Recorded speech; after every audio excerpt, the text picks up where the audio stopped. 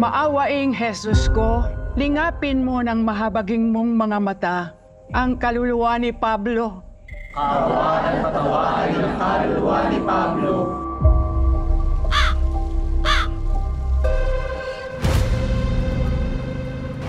Anong ginagawa ng mga legal na yan dito?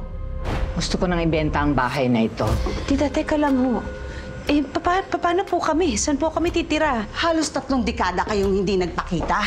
Nung magkasakit si Pabling, hindi dumalaw ang mga anak mo. Ang pinag-uusapan natin dito ay ang karapatan ko bilang ina at ang karapatan ng mga anak ko. Anak rin po ako. Sampid ka lang dito. Huwag mong matawag-tawag na sampid ang anak ko!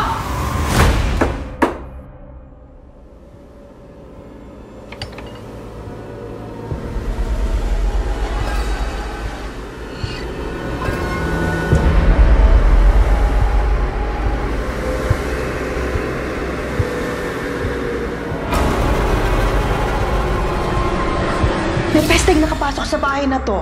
Verba revelare verum. Tulungan niyo ako! Ate!